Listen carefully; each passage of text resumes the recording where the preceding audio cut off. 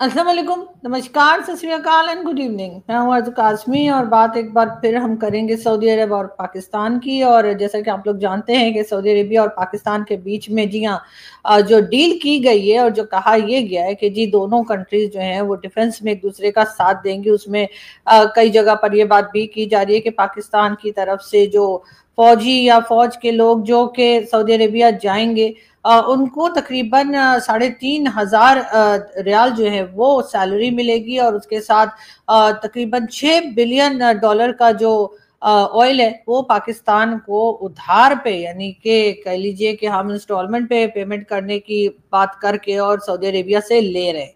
अब देखने वाली बात यह है कि ये चीज आगे किस तरह से बढ़ती है। लेकिन बहुत से लोगों का ये भी कहना है कि जी पाकिस्तान ने क्या अपने न्यूक्लियर वेपन्स जो है क्या वो गिरवी रख दिए हैं। क्या कई लोगों ने ये भी कहा कि पाकिस्तान के पास जो न्यूक्लियर वेपन्स है वो अब वो सऊदी अरब के हो गए, क्योंकि कहा यही गया है कि जी अगर सऊदी अरब पर अटैक हुआ तो पाकिस्तान पर अटैक समझा जाएगा, अगर पाकिस्तान पर अटैक हुआ तो सऊदी अरब पर अटैक समझा जाएगा। तो इसका मतलब तो ये हुआ कि मतलब अगर पाकिस्तान ने जो कर्जे ले रखे अगर वो कर्जे भी सऊदी अरब जो है वो अपने ऊपर समझ ले, यानी अगर हम किसी से लोन लेते हैं और उस लोन को चुका नहीं पा रहे तो फिर वो कर्जा जो है अगर वो ये समझ लिया जाए कि ये कर्जा जो है ये असल में सऊदी अरब का है तो फिर हमें बहुत आसानी हो जाएगी। इसलिए कि सारे लोग जिसने पाकिस्तान से पैसा ले रखा है आप लोग जा सकते हैं और जाकर सऊदी अरब से डिमांड कर सकते हैं। लेकिन ये कोई फर्स्ट टाइम नहीं हुआ है कि पाकिस्तान ने इस तरह से जो है वो कोई डिफेंस डील की है, या इससे पहले भी जो है हम देख चुके हैं जनरल राहिल शरीफ जो कि आर्मी चीफ भी पाकिस्तान के रह चुके हैं, वो भी वहां सऊदी अरब में तकरीबन 43 इस्लामिक नेशंस की जो इन लोगों ने एक फौज बना रखी है उसको हेड कर रहे हैं, यानी वहां पर उनकी देखभाल कर रहे हैं, उनको ट्रेनिंग दे रहे हैं या उनके साथ काम कर रहे हैं। तो सऊदी अरब के साथ तो पाकिस्तान पहले भी इसी किस्म की चीजें करता रहा है, तो ये कोई नई बात नहीं है। मगर हाँ ये जरूर है कि जब से इसराइल ने अटैक किया है बहरीन में, उसके बाद से सॉरी कतर में, तब से जो है मेरी बात सुन के कहीं वो नेतन्याहू बहरीन भी ना चले जाए, मैं तो मजाक कर रही थी। खैर मैं ये कह रही थी कि जी वो नेतन्याहू ने जो कतर में अटैक किया है दोहा में, ठीक है ना, ये एडिट कर देना तुम लोग।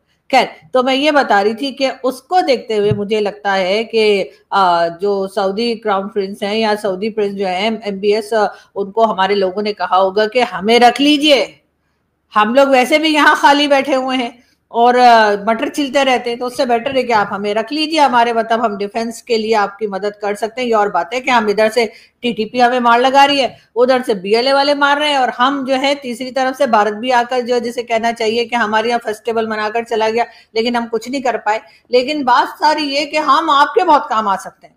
लेकिन मैं जब ये सोच रही थी तो मैंने कहा भाई पाकिस्तान ने कोई गलत ऑफर तो की नहीं है, ठीक है, पाकिस्तान एक ऐसी कंट्री है कि हमारे हर कोई महफूज है और हम जो है लोगों की हिफाजत कर सकते हैं। अब आप यानी कि उसामा बिन लादेन को देख लीजिए, 11 साल उसामा बिन लादेन को पाकिस्तान ने रखा, ठीक है, उसके बाद कितनी हिफाजत से रखा हमने उसको कि वो मैंने सुना है वो अपनी 12 बीवियों, 18 बच्चों और 24 गर्लफ्रेंड्स के साथ आराम सुकून से यहाँ पर बकरे की सब्जी और उसके साथ चिकन तंदूरी खाता रहा। और फिर उसके बाद जब हमारे लोगों ने सोचा कि भाई अमेरिका बार बार पूछता रहा कि उसामा बिन लादेन कहाँ है, तो हमारे लोग कहते हैं ये कौन है, हम तो इसे जानते ही नहीं है। यानी कि हमने ऐसे उसको छुपा के रखा जैसे बच्चन साहब की मूवी में कहते हैं ना कि पोस्टमैन यहीं खड़ा होगा और यहीं का एड्रेस नहीं मिलेगा, कि उसके घर के बाहर से अमेरिकन जो है वो घूम घूम के चले गए और वो कहने गए oh my god where is Osama bin Laden, लेकिन उनको उसामा बिन लादेन नहीं मिला। और उसके बाद मिला कब, जब हमने चाहा तभी मिला। और हमने कब चाहा, जब हमें ये लगा कि अब हम अमेरिका से कुछ पैसा ले। तो जब हमारे लोग उसामा बिन लादेन को पाल पाल के उसके साथ उसके पूरे खानदान को पाल पाल के थक गए, तो हमने सोचा कि भाई अब आप पीछा छुड़ाते हैं, अमेरिका के हवाले करते हैं। तो अमेरिका से कह दिया कि आ जाओ भैया, ये एबटाबाद में ये स्ट्रीट नंबर है, ये हाउस नंबर है, और वहां जाकर उसका जो अचार डालना है डाल लो। और इसी तरीके से फिर हमने जो है यहाँ पर हाफिज सईद और मसूद अजहर को देखिए हमने कैसा संभाल के रखा है। UN में लिखा हुआ है कि जी हाफिज सईद जो है वो डेजिग्नेटेड टेररिस्ट है, तो हुआ करे भाई, UN कौन होते हैं, ठीक है, कुछ भी लिखते रहेंगे तो हम मान लेंगे क्या, ऐसा नहीं होता। तो जी उसामा बिन लादेन हो, चाहे हाफिज सईद हो, चाहे मसूद अजहर हो, हमने उनकी इतनी हिफाजत की है, तो इसीलिए सऊदी अरबिया को लगा होगा जब ये ऐसे ऐसे गुंडे मवाली और टपोरी लोगों का इतना ख्याल कर सकते हैं तो फिर हमारा तो और भी ज्यादा करेंगे, इसलिए कि हम तो फिर कह लीजिए ना कि अभी भी हैया हैया है। तो जी फिर हुआ ये कि मसूद अजहर जो है उसके घर पे भी, या कह लीजिए उसके इलाके पे जाकर जो है वो मोदी जी ने सोचा कि चलो ये लोग तो ना पकड़ रहे ना धकड़ रहे, उल्टा हमें ही चूना लगाई जा रहे हैं, तो हम ही जाके वहां पर अटैक कर लेते हैं। तो जी उन्होंने जो है वो ऑपरेशन सिंदूर लॉन्च किया, और ये खैर मोदी जी की बर्थडे वाला पोस्टर अभी तक रखा हुआ है। खैर, तो मोदी जी ने ऑपरेशन सिंदूर जो है वो लॉन्च किया, लेकिन मुझे एक चीज बताएं, मसूद अजहर मरा क्या? नहीं ना। हाफिज सईद को कुछ हुआ क्या? नहीं ना। तो फिर यहां पर मैं अब असल बात लेकर आती हूं, और वो ये कि मोदी जी को चाहिए, यानी भारत की गवर्नमेंट को चाहिए कि वो पाकिस्तान की गवर्नमेंट के साथ मिलकर, जैसे सऊदी अरब ने हमारे साथ डिफेंस डील की है, आप भी कर लीजिए। क्या हो जाएगा भाई आप लोगों के पास? मैंने सुना है कि $4 ट्रिलियन जो है मोदी जी रख के बैठे, उसमें से 6-7 बिलियन डॉलर आप हमें दे दीजिए, उसके बाद देखिए आप तमाशा। हम ये लोग जिन्हें हमने इतना बचा बचा के रखा हुआ है, हम खुद इनको उड़ा देंगे। मतलब एक उड़ा नहीं देंगे, मतलब वो वाला नहीं उड़ा देंगे, मतलब वो वाला उड़ा देंगे। समझने की कोशिश कीजिए इस बात को, जो है कोई मजाक में ना ले। देखें आप लोगों ने कितना कुछ किया, अभी से पाकिस्तान बनने से लेकर अभी तक 6 बार तो आप लोग हमसे जंग लड़ चुके हैं। अगर ये अभी जो हुआ था ऑपरेशन सिंदूर, अगर इसको भी हम जंग मान ले, जो कि हमारे लोग कह रहे हैं कि हमने जंग लड़ी है, जबकि भारत कह रहा है हमने तो जंग लड़ी ही कोई नहीं है, हमने तो सिर्फ अटैक किए थे और जवाब में पाकिस्तान ने अटैक किया था, बाकी सब कहानी खत्म। लेकिन हमारे लोग कह रहे हैं नहीं जी हमने तो जंग लड़ी, उसके बाद हमने पकड़ पकड़ के सड़क से लोगों को मेडल दे दिए कि भाई ये ले लो, तुमने बड़ा अच्छा काम किया। लोग भी हैरान है कि है हमने किया क्या जिसके लिए हमें मेडल मिल रहे हैं। लेकिन खैर वो एक अलग अलग डिबेट है, वो हम फिर कभी करेंगे। लेकिन मैं ये बता रही हूँ आपको कि यहाँ पर आकर जो है वो यकीनन दो लोग जो है उनको बात समझनी चाहिए। एक है पीएम मोदी, और दूसरे हैं आपके हमारे favourite Xi Jinping. Xi Jinping के भी जो वर्कर्स हैं वो पाकिस्तान आते हैं तो उन्हें टपका दिया जाता है। पाकिस्तान हर बार वहां पर पाकिस्तान की अथॉरिटीज जाती हैं, पाकिस्तान के प्राइम मिनिस्टर प्रेसिडेंट जाते हैं और जाकर कहते हैं आप बिल्कुल फिक्र मत कीजिए, आप अपने लोगों को भेज दीजिए और अगली बार देखिएगा ऐसा कुछ नहीं होगा। यानी जो लोग अपने कंट्री में आए हुए लोगों को बचा नहीं पा रहे हैं, और उनको कभी कह देते हैं जी टीटीपी ने मार दिया, कभी कहते हैं बीएलए टपका के चली गई, वो जाकर सऊदी अरेबिया में उनको हिफाजत देंगे और कहेंगे कि जी अगर आप पे अटैक हुआ तो हम पे अटैक होगा, अगर हम पर अटैक हुआ तो आप पर अटैक होगा।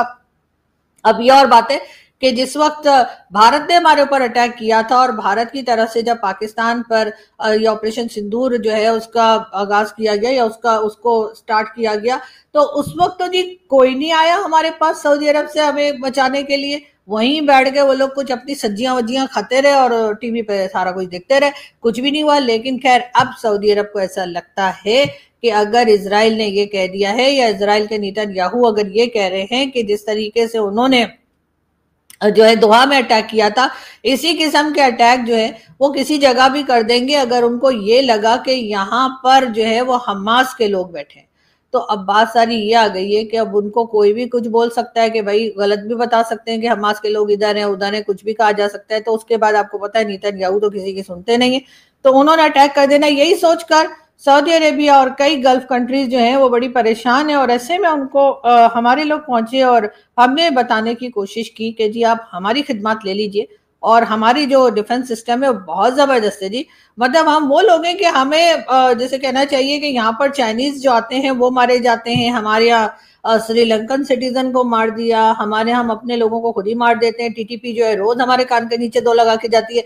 लेकिन आपकी हिफाजत हम कर सकते हैं, ऐसा हमने कह दिया है। किसको भला? सऊदी अरेबिया को। लेकिन अब सऊदी अरेबिया के आपको तो पता ही है कि एमबीएस जो है वो बड़े दिल के हैं, उन्होंने कहा बिल्कुल सबको बुलाया, और हमारे यहाँ से पूरा टब्बर जो है वो पहुंचा सऊदी अरेबिया। और उसके बाद जो है ये कहा जा रहा है कि जी उन्होंने डील साइन कर ली है, और अब पाकिस्तान जो है वो जी बहुत बड़ा एजाज पाकिस्तान को ये हासिल हुआ है कि अब वो सऊदी अरब की हिफाजत करेगा। लेकिन फिर राहिल शरीफ साहब जो सऊदी अरेबिया में है और उनके साथ 43 इस्लामिक कंट्रीज जो हैं उनके भी लोग हैं जिनको वो ट्रेन कर रहे हैं, जिनके साथ मिलकर वो वहां पर सऊदी अरेबिया में हिफाजत कर रहे हैं। तो फिर ये क्या, ये मुफ्त की रोटियां तोड़ रहे हैं कि इनका क्या काम है फिर वहां पे? मतलब ये तो बड़े अरसे से वहां पर है, मेरे ख्याल है 2015 या 2017 जो है उस टाइम से ये वहां पर है। तो ये फिर क्या कर रहे हैं वहां पे? अगर यहाँ से और लोगों को भी वहां पर भेजा जा रहा है और बुला बुला के अगर कॉन्ट्रैक्ट साइन हो रहे हैं। लेकिन खैर कुछ भी है जो भी है, पैसा आना चाहिए, ठीक है। अगर हमने अब इजराइल का, ऊपर वाला भला करे, खुदा भला करे इजराइल का, कि उसने जाकर हमास के कुछ लोग उड़ा दिए, उससे ये हुआ कि हमें अपना माल बेचने के लिए ना एक जगह मिल गई कि हम पहुंच गए अपनी रेडी लेके कि सर जी ऐसा है कि आप, हमारे पास एटम बम है, तो आप जो है ना वो हमें रख लीजिए, तो हम इजराइल की इंसेड बजा देंगे। अब जाहिर है कि जो लोग हैं, जो जाहिर है कि सऊदी अरब के जो है, उन्होंने तो सोचा ही होगा एमबीएस ने कि चलो ठीक है, आप अगर ये कह रहे हैं तो चलो ट्राई कर लेते हैं कुछ। वैसे भी उनके लिए आपको पता है कि उनके डिफेंस बजट इतना ज्यादा होता है सऊदी अरेबिया का कि उनके लिए कोई खास बड़ी बात नहीं है अगर वो हमें 2 4 5 6 बिलियन अगर दे भी देंगे तो कंगले नहीं हो जाएंगे। लेकिन बात सारी ये है कि जैसे जैसे वक्त गुजरेगा वैसे वैसे हम इनके गले पड़ते चले जाएंगे, और जैसे जैसे हम उनके गले पड़ते चले जाएंगे वैसे वैसे आपको पता है कि उनको समझ आती चली जाएगी। इसलिए अच्छी बात यह है कि जितनी जल्दी हो सके वो हमें, वैसे मैंने सुना है ऑयल दे रहे हैं हमें जो है तकरीबन $6 बिलियन का ऑयल जो है वो पाकिस्तान को फ्री में दे रहे हैं या उधार पे दे रहे हैं या किस्तों पे दे रहे हैं, जैसे भी दे रहे हैं मगर दे रहे हैं। लेकिन ऑयल तो हमारे खुद क्या निकलने वाला था, ऐसा मैंने कहीं सुना था, कोई कह रहा था, पता नहीं डोनाल्ड ट्रंप ने कहा था पाकिस्तान में ऑयल निकल आया है। तो फिर अगर हमारे ऑयल खुद क्या निकल आया है और हम तो खुद बहुत अमीर होने वाले हैं, हमारे तो अपने इतना ऑयल होगा, तो फिर सऊदी अरब से ऑयल लेकर हम क्या कर रहे हैं? फिर तो ऑयल ही और हो जाएगा, मतलब कुछ भी नहीं होगा लेकिन ऑयल ही ऑयल होगा पाकिस्तान में। तो मेरे ख्याल इस तरफ थोड़ा सा सोच।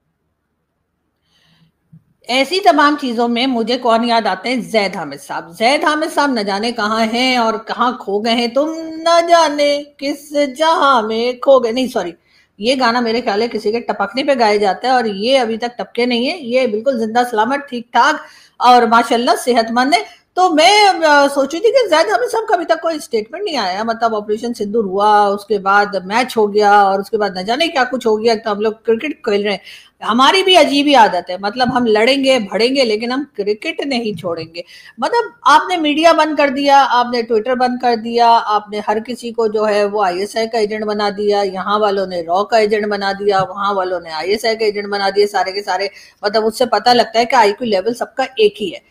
मतलब अगर कोई भी बात करेगा, अगर कोई कहेगा कि गलत है तो वो आईएसआई का एजेंट हो जाएगा, और अगर वो कहेगा कि यहाँ पे कुछ गलत है तो वो रॉ का एजेंट हो जाएगा।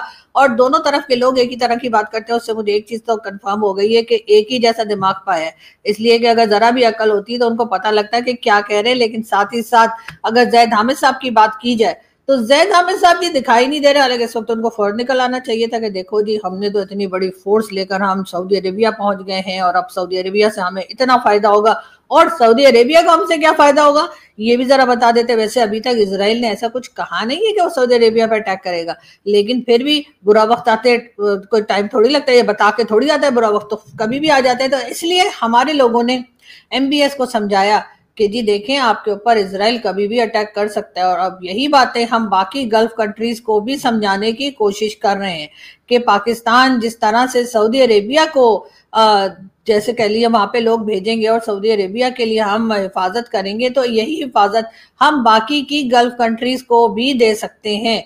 और सुनने में यही आया है कि कुछ और गल्फ कंट्रीज भी पाकिस्तान की तरफ आ रही हैं और वो भी पाकिस्तान के साथ ये डिफेंस डील करने के लिए तैयार है। लेकिन यहाँ पर मुझे शोले फिल्म के वो याद आ रहे हैं जो वो थे, यानी कि जो थाने में जो थे पुलिस वाले, कि वो जब चलते थे तो वो कहते थे कि आधे लोग इधर जाएं और आधे लोग उधर जाएं और बाकी मेरे पीछे आए। तो अगर आपने सारी गल्फ कंट्रीज के साथ कॉन्ट्रैक्ट कर लिया, सारी गल्फ कंट्रीज आपके पास फॉर एग्जांपल आ गई, चले सारी आ गई, 5 6 भी अगर आ गई, और उनके साथ आपने डिफेंस डील कर ली, तो आपके पास इतने लोग हैं क्या जिनको आप इन तमाम कंट्रीज में भेज देंगे कि जी जाइए और जाकर इन गल्फ कंट्रीज की हिफाजत कीजिए इसराइल से, और उसके बाद हमारा खुद का क्या होगा? यहाँ पर कौन होगा जो कि इस कंट्री के लिए कुछ कर रहा हो? इसलिए कि हमें तो आपको पता ही है अफगानिस्तान वाले चपेड़े लगा रहे हैं, उधर से ईरान भी कभी कभी यूं आंखें दिखा देता है, और बाकी तो आपको पता ही है कि भारत का तो आप वैसे ही कहते हैं कि जी भारत तो वैसे ही हमें खाने को बैठा है, पता नहीं कब खाएंगे, ये समझ में नहीं आ रहा। मुझे लग रहा है मसाला लगा के रखा है अभी उन्होंने। लेकिन बात सारी फिर वही आ जाती है कि अभी अगर मैं वही कहूं कि मोदी जी अगर आप चाहते हैं कि ये जो आपके यहाँ जो कह लीजिए ना नॉन स्टेट एक्टर्स जो आना जाना लगा रखते हैं वो अगर रुक जाएं, तो आप कुछ सऊदी अरेबिया से सीखें, पाकिस्तान के साथ जो है $6 7 बिलियन की डील कर लें डिफेंस डील, हम हिफाजत करेंगे आपकी। अरे जब हम हिफाजत करेंगे तो वो सारे जो यहाँ से वहां जाते हैं तो वो हम ही उन्हें रोक देंगे ना कि बैठ जाओ, 6-7 बिलियन दे दिए मोदी जी ने। तो इस तरह से ये होगा कि आराम से बगैर लड़ाई झगड़े बगैर टेंशन के काम हो जाएगा और सुकून से जिंदगी गुजरेगी आपकी भी और हमारे यहाँ भी। भाई लोग जो है वो आपको पता है ना, कॉर्नर के प्लॉट कनाडा में, अमेरिका में और कहाँ कहाँ क्या क्या लेते हैं, तो वो सब कुछ ले लेंगे। लेकिन पता नहीं मोदी जी की समझ में ये बात कब आएगी। वैसे तो मैं कब से बोल रही हूँ, लेकिन मजाल है जो इन्होंने मतलब एक थैला या एक टका भी निकाला हो जेब में से। लेकिन बहरहाल सुना मैंने गुजराती लोग थोड़े कंजूस होते हैं, लेकिन बहरहाल देखते हैं। ये तो आपके फायदे की बात है, इसमें कंजूसी करेंगे तो फिर आपको पता है फिर क्या होता रहता है। बहरहाल यहाँ से हम चलते हैं और आप लोगों से मुलाकात होगी नेक्स्ट वीडियो में। अपना बहुत सारा ख्याल रखिएगा। Thank you.